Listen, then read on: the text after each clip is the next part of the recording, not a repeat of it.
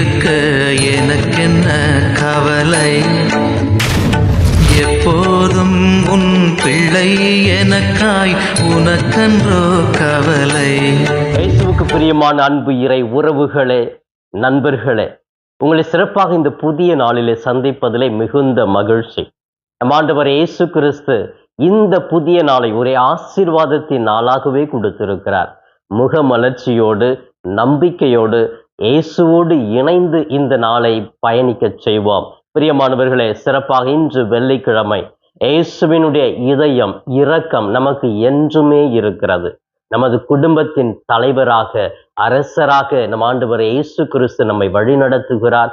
இந்த இதயம் நமக்காக துடிக்கிறது என்று இறை இரக்க பக்தி முயற்சியை நாம் கடைபிடிக்க முன் வருவோம்.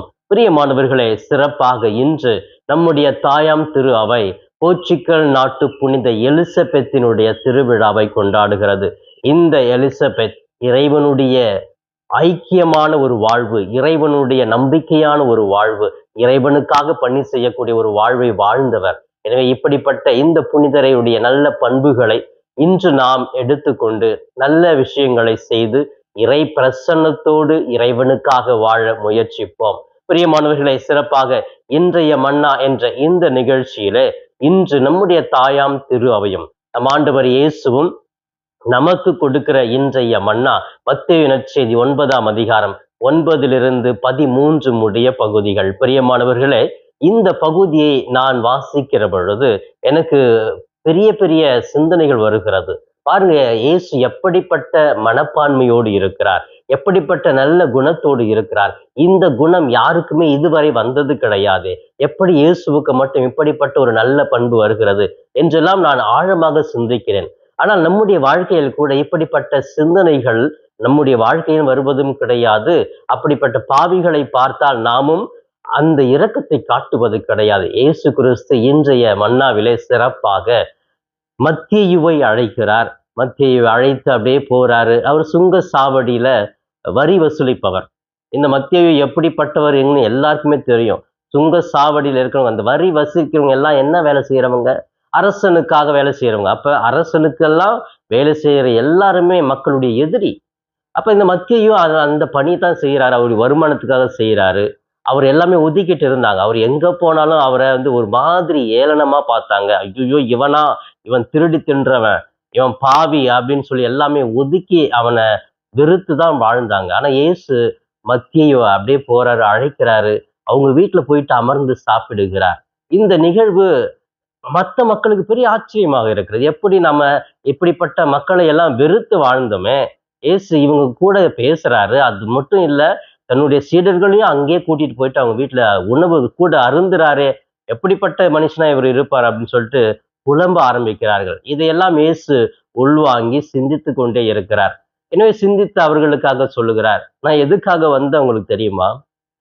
நோயற்றவருக்கு அல்ல, நோயுற்றவருக்குத்தான் மருத்துவர் தேவை. யாருக்கு ஏன் மருத்துவர் தேவை? நல்லா சுகமா நல்ல ஆரோக்கியத்தோடு இருக்கிற ஒரு மனுஷனுக்கு டாக்டர் தேவையா, மருத்துவர் தேவையா? இல்லையே. வியாதியில் உள்ளவங்களுக்கு தான் மருத்துவர் தேவை. அங்கதான் போயிட்டு அவர் வேலை செஞ்சு அவங்களை குணப்படுத்த முடியும். நான் டாக்டர்னு சொல்லிட்டு நல்லா ஹெல்த்தி ஆரோக்கியமா இருக்கவங்க மட்டும் வா நான் உனக்கு ஊசி போட்டு விடுறேன் அப்படின்னு சொல்ல முடியுமா? இல்ல. பிரியமான, அப்ப ஏசு அழகா சொல்றாரு, நான் எந்ததே உங்களுக்கு இல்லையா? நீங்க நல்லாதான் இருக்கிறீங்க. நான் வந்தது இப்படிப்பட்ட மனிதர்கள், இவங்க பாவிகள், இவர்களுக்குத்தான் என்னுடைய பணி தேவை, இவர்களுக்குத்தான் என்னுடைய இரக்கம் தேவை, இவர்களுக்குத்தான் என்னுடைய வாழ்வே இருக்கிறது என்று சொல்லி அந்த இடத்துல தெளிவுபடுத்துகிறார். இன்னும் அவங்களுக்கு புரியல. மீண்டுமாகவே சொல்லுகிறார், நேர்மையாளர்களை அல்ல பாவிகளையே அழைக்க வந்தேன் அப்படின்னு சொல்லுகிறார். பிரியமானவர்களே, இயேசு வந்ததே நல்ல நீதியோடு நேர்மையோடு வாழ்கிற மனிதர்களுக்காக அல்ல, பாவம் செய்தவர்கள், இயேசுவை விட்டு விலகிச் செல்கிறவர்கள், உறவுகளோடு இணைந்து வாழாமல் இருப்பவர்கள், சமுதாயத்திலிருந்து பிரித்து வாழ்கிறவர்கள், இவர்களுக்காகவே நான் வந்தேன். அவர்களை மீட்பதற்காக அந்த பாவிகளை அழைக்கவே என்னுடைய பணி என்று சொல்லுகிறார். பிரியமானவர்களே, சிறப்பாக இன்றைய மன்னாவிலே இன்று நம்ம வாசிக்கிற இந்த நற்செய்தி நமக்கு ஆழமான ஒரு செய்தியை கொடுக்கிறது. அது குறிப்பாக ஒரு 3 நல்ல பண்புகளை மட்டும் நாம் சிந்திக்கலாமே. முதலாவது, வரி தண்டுபவரான மத்தேயு இயேசு அழைத்த உடனேயே அவருடைய பின்பற்றுகிறார். அழைத்த உடனே பின்பற்றுகிறார். பாருங்க, இது அந்த ஒரு எதிர்பார்ப்பு. அப்ப எந்த அளவுக்கு அவரு ஏங்கி கொண்டு இருந்திருப்பார் பாருங்க. ஏக்கத்தோடு இருந்துட்டு, என்னை யாராவது வந்து கூப்பிட மாட்டாங்களா, என்கிட்ட பேச மாட்டாங்களா? எல்லா மக்களும் என்னை வெறுத்து ஒதுக்கி வச்சிருந்தாங்க. ஒருத்தர் என்னை வந்து பேசுறாரு, நீ என் கூட வா அப்படின்னு சொன்ன உடனே எதுவுமே சிந்திக்காம, நான் யார்? வரி தண்டுபவன், நான் யாருக்காக உழைக்கிறேன்? நான் ஒரு பெரிய பாவி. ஐயோ, இயேசு இப்படி புதுமைலாம் செய்யறாரு, என்னை எப்படி அழைக்கிறாரு? அந்த எந்த ஒரு சந்தேகமும் எந்த ஒரு சிந்தனையும் அவருக்குள்ள போகாம, கூப்பிட்ட உடனே வா அப்படின்னு சொன்ன உடனே மத்தேயு அழகா இயேசு பின்னாடி உடனே போகிறார் பாருங்க. அந்த உடனடியான ஒரு அழைப்பினுடைய ஒரு வல்லமை தான் அவருக்கு பெரிய மாற்றத்தை அவருடைய வாழ்க்கையில் கொண்டு வருகிறது. அழைத்த உடனே எந்த எக்ஸ்கியூஸும் பண்ணாம இயேசு பின்னாடி போனாரு. அவர் வீட்டுல இயேசு அமர்ந்து சாப்பிடுகிறார். அது பெரிய மாற்றமாக மாறுகிறது. பிரியமானவர்களே, நம்முடைய வாழ்க்கையில கூட இயேசு நம்மை தேடி வந்து அழைக்கிறப்போ, நம்ம பாவியா இருக்கலாம், கடவுள் விட்டு வெகு தொலைவில் வாழ்ந்துட்டு இருக்கலாம், உறவுகளுக்கு நல்ல மனிதனா வாழாம இருக்கலாம், சமுதாயத்துல ஒதுக்கப்பட்டிருக்கலாம். இருந்தாலும் நான் இப்படி இருக்கிறேனேன்னு சொல்லிட்டு கூனி குறுகி ஒரு கோழை மனப்பான்மையோடு இல்லாம, பயந்து இல்லாம, ஆண்டவர் என்னை கூப்பிட பொழுது, அழைக்கிற பொழுது உடனே ஆண்டவரே நான் வருகிறேன் என்று நாம் அவர் பின்னாக போகணும் அப்படின்னு சொன்னா, நம்முடைய வாழ்க்கையில பெரிய ஆசீர்வாதங்கள், மீட்பு, விடுதலை உண்டு என்ற ஒரு செய்தியை இந்த நற்செய்தி மூலமாக நாம் காண்கிறோம். இரண்டாவதாக, இயேசு யாருக்காக இருக்கிறார் என்றால், பாவிகளுக்காகவே நான் இருக்கிறேன் என்று சொல்லுகிறார். அவர்களுக்காகவே நான் வந்தேன் என்று கூட இரண்டாவது கருத்தாக சொல்லுகிறார். அப்ப நம்முடைய வாழ்க்கையில நம்ம நினைப்போம், பாவிகள் தவறு செஞ்சவங்களாம் பார்த்தா, ஐயோ உன்னை கடவுள் தண்டிப்பார், உனக்கு வாழ்க்கையே இல்லை, நீ அழிஞ்சு போயிடுவ, உன்னை கடவுள் நரகத்துல தள்ளி எரிய வைப்பாரு, இப்படிலாம் நம்ம ஆதங்கத்தை ஒரு பாவம் செய்யறவங்க, தவறு செய்யறவங்களை பார்த்து நம்ம அப்படியே கொட்டிடுவோம் இல்லையா? ஆனா இயேசு அப்படி இல்லை. இயேசு வந்ததே, அவர் வாழ்றதே, இருக்கிறதே அப்படிப்பட்ட பாவிகளுக்காகத்தான். அப்ப பாவிகளுக்காகவே வாழ்கிறார் இயேசு என்று இந்த நற்செய்தியின் மூலமாக நாங்கள் புரிந்து கொள்கிறோம். இறுதியாக, இயேசுவினுடைய இரக்கம் எப்பொழுதுமே ஈரமாக இருக்கிறது, பாவிகளுக்காக இருக்கிறது என்று புரிந்து கொள்கிறோம். இயேசுவினுடைய இரக்க குணம் எந்த அளவுக்கு இருக்கிறது பாருங்க. எல்லாராலுமே ஒதுக்கப்பட்டவங்க, எல்லாருக்குமே தெரியும் மத்தேயு ஒரு வரி வசூலிக்கிறவன், அதிகமா வரி வசூலிச்சு அவன் அரசனுக்கு கொடுக்காம இவன் நிறைய திருடுவான், இப்படி எல்லாமே அவன் மேல பெரிய ஒரு குற்றச்சாட்டுகள் இருந்தது.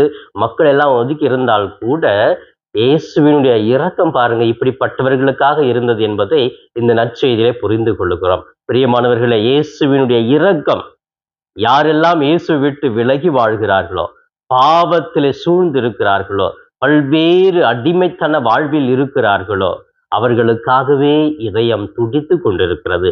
இரக்கத்தை காட்டுவார், உங்களை மீட்பார், உங்களுக்கு விடுதலை கொடுப்பார் என்ற நம்பிக்கையை நீங்கள் உள்வாங்கி வாழ வேண்டும். ஆம் பிரியமானவர்களே, சிறப்பாக இந்த நாளுக்காக இறைவனுக்கு நன்றி கூறுவோம். இந்த நாளிலே ஆண்டவர் கொடுக்க நல்ல ஒரு செய்தி, அவருடைய இரக்கம் எப்பொழுதுமே ஈரமாகவே இருக்கிறது, வறண்டு போகல, காஞ்சு போகல, ஈரத்தன்மையோடு இருக்கும் இதயம் இயேசுவினுடைய இதயம் என்பதை புரிந்தவர்களாக இந்த நாள் முழுவதும் நாம் தவறு செய்திருந்தால், பாவம் செய்திருந்தால், மனிதர்கள் என்னை வெறுத்தால் கூட இறைவன் என்னை அன்பு செய்கிறார், இறைவன் என்னோடு இருக்கிறார், என்னை அழைக்கிறார் என்று அவர் பின் உடனடியாக சென்று அவரோடு இணைந்து வாழ முயற்சி எடுப்போம். பிரியமானவர்களே, சிறப்பாக இந்த புதிய நாளை இறைவன் பாதம் ஒப்பு கொடுத்து ஜெபித்து தொடங்கலாமே. கண்களை மூடுவோம். எங்களை நேசிக்கும் எங்கள் தாயும் தந்தையுமான இறைவா, உம்மை போற்றுகிறோம், ஆராதிக்கிறோம், நன்றி கூறுகிறோம். அன்பு இயேசுவே, சிறப்பாக இந்த வெள்ளிக்கிழமை வேளையில, இது இந்த மாதத்தினுடைய முதல் வெள்ளி, இந்த முதல் வெள்ளிக்கிழமையில உம்முடைய இரக்கமும் உம்முடைய இதயமும் உம்முடைய பிள்ளைகளுக்கு தேவைப்படுகிறது. அன்பு இயேசுவே, இதோ இன்று பல்வேறு ஆலயங்களிலே உமது நற்கருணை பிரசன்னத்துக்கு முன்பாக ஆராதனை செய்கிற கூட்டம் எத்தனையோ மக்கள் இருக்கிறார்கள், கண்ணீரோடு ஜெபிக்கிற கூட்டம் இருக்கிறது. இதோ இந்த மாதத்தின் முதல் வெள்ளி பக்தி முயற்சியை கடைபிடிக்கிற எத்தனையோ மக்களை நீர் அரவணைக்கும் தந்தையாக இருக்கிறீர் என்று அவர்களுக்கு வெளிப்படுத்தும் ஆண்டவரே.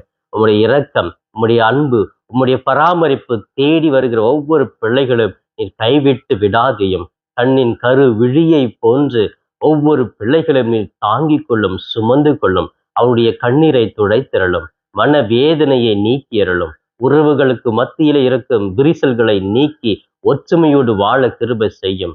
கணவன் மனைவி இருவரையும் பாதுகாப்பு கொடுக்கிறேன்.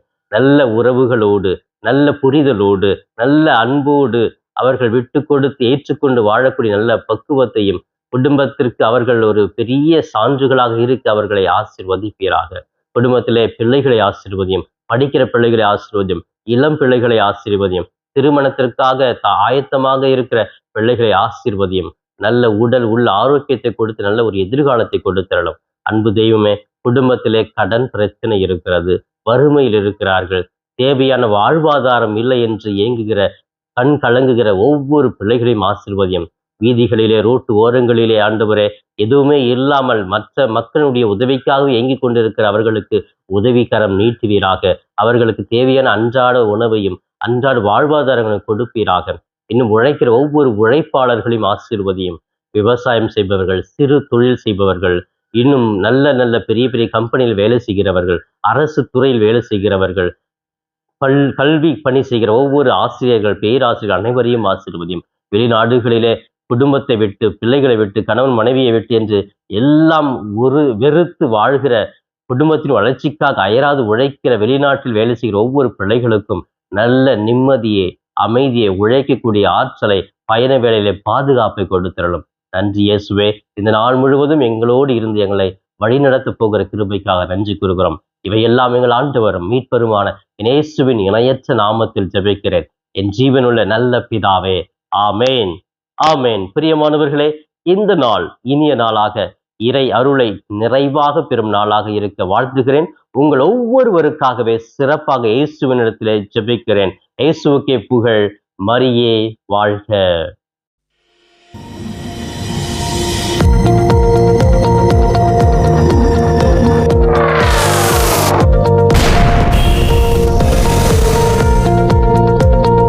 நண்பர்களே, இந்த காணொளியின் மூலமாக உங்களை சந்திப்பதில் மிகுந்த மகிழ்ச்சி. இந்த காணொளியை முழுமையாக பார்த்த உங்களை வாழ்த்துகிறேன். தொடர்ந்து ஃபாதர் தாஸ் கேப் யூடியூப் சேனலை பாருங்கள், ஜெபியுங்கள், இறைவன் மீது இருக்கிற நம்பிக்கையை ஆழப்படுத்துங்கள். உங்களுக்காக தொடர்ந்து ஜெபிக்கிறேன். இறை ஆசீர் என்றும் உங்களோடு இருக்கட்டும். இறைவனுடைய அமைதி உங்கள் உள்ளத்திலே குடிகொள்ளட்டும். உங்களுடைய குடும்பம் சமாதானத்தோடு வாழட்டும். நீங்கள் எடுக்கிற ஒவ்வொரு முயற்சிகளும் ஆசீர்வதிக்கப்பட நான் தொடர்ந்து ஜெபிக்கிறேன். தொடர்ந்து இந்த சேனல் ஃபாதர் தாஸ் கேப் யூடியூப் சேனலை சப்ஸ்கிரைப் செய்துவிட்டு தொடர்ந்து வருகிற ஒவ்வொரு காணொளியும் பார்த்து இந்த யூடியூப் சேனலை தாங்கும்படி உங்களை பாசத்தோடு கேட்டுக்கொள்கிறேன். நன்றி.